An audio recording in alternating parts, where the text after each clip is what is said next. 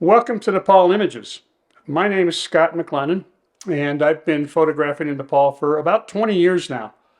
And I like to share my photos with people. I share them a lot on social media.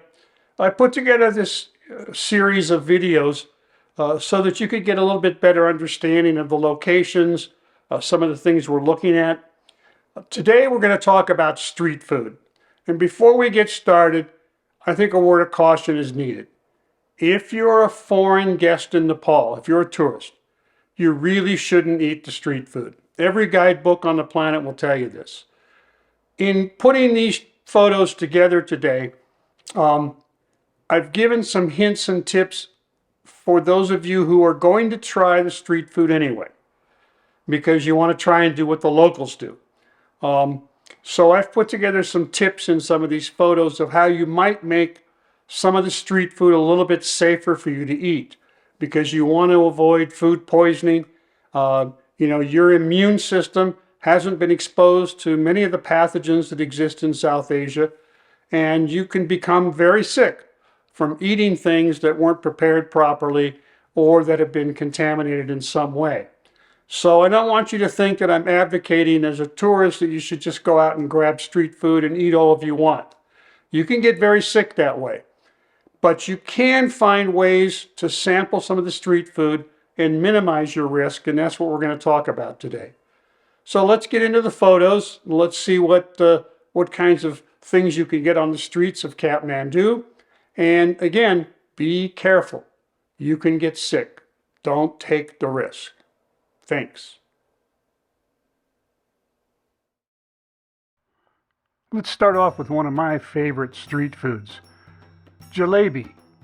Jalebi is an Indian dish made with flour that's deep fried and then covered in a syrup that's just delicious and sweet as sweet can be. You'll find this a lot of times in marketplaces nearby temples where it's frequently sold. It is wonderful. Be sure and get some. You're going to love it.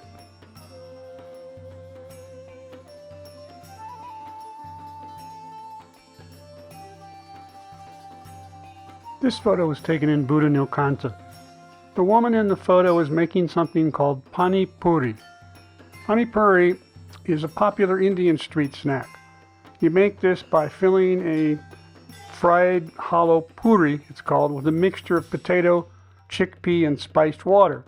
It tastes really great, it's really popular, and if you want to make this safer for you to eat as a street food, ask the person making it to leave out the spiced water. Water in this part of the world can be contaminated. It's difficult to tell whether the water being used for your pani puri has been boiled or filtered or if it's safe. So my advice, even though this detracts from the taste because that spiced water is really good, I would suggest leave it out. Just wave your hand or make some motion or somehow communicate to the person serving it that you don't want the spiced water added. This dried meat, which is typically made from Asian buffalo, it's cut in strips and then hung in the sun like this to cure. It's called sakuti. If you're like me and a tourist in Nepal, take a picture of it, but do not eat it. You can find fruits and vegetables all over the streets in Nepal, and that's a safe bet to eat. You can peel those bananas, you can peel those oranges, you can even peel those apples if you have enough manual dexterity in your fingers to pull it off. Otherwise, you might need a pocket knife. Anything that you can peel and eat is generally considered safe to eat.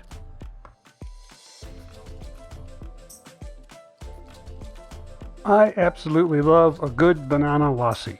A lassi is yogurt with some sweetener added to it, and the bananas, and they're blended, and they just taste great.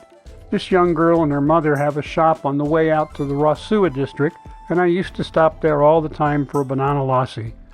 Here's a picture of one I took in a studio.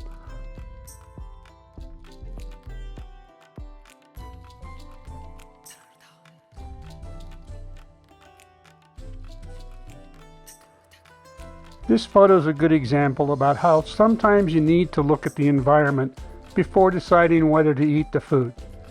This guy is making something called puri.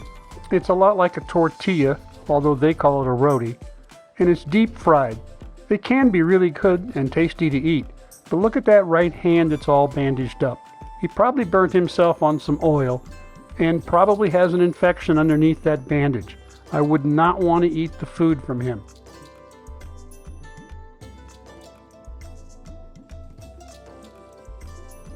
This has to be the most popular dish in all of Nepal. It's called a momo. It's a dumpling, and you can get these with chicken, or you can get them vegetarian, or you can get them with buff, which is Asian buffalo. They also come steamed or fried, and they are simply delicious. And I think they're safe to eat because they are cooked. The only thing possibly suspect about it would be the dipping sauce that's spicy that you use to put over the momo, because that is uncooked. And you can eat them without the dipping sauce, but they're oh so much better with the sauce if you want to take the risk.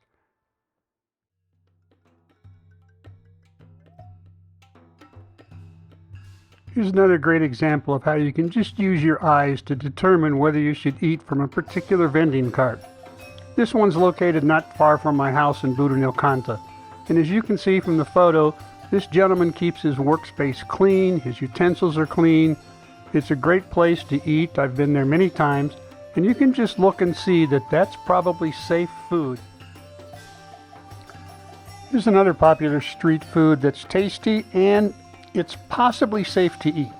And let me tell you why possibly in a second. What this man is making is called a samosa.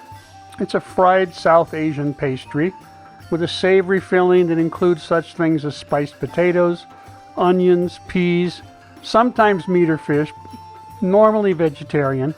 It's made into different shapes, including triangular, which is what he's making here. Now, why is it sometimes safe to eat and sometimes not? Well, it's cooked, but it needs to be served while it's hot. And I've seen some places where they make the samosas like early in the morning, and then they sit out all day and they cool off, and I wouldn't trust those samosas that have been sitting out all day. It looks to me, with this guy who's making them alongside the roadway, that if you can get it while it's hot, like right out of the oil after it's just been cooked, it's reasonable to assume that it's safe. Well, this is going to be our last one for this episode. This is called chatpati, and it's basically a package of chow chow noodles, or ramen noodles as we might call them. And then it's mixed with some onions, some peppers, some tomato, as in shown in this picture, maybe some peas.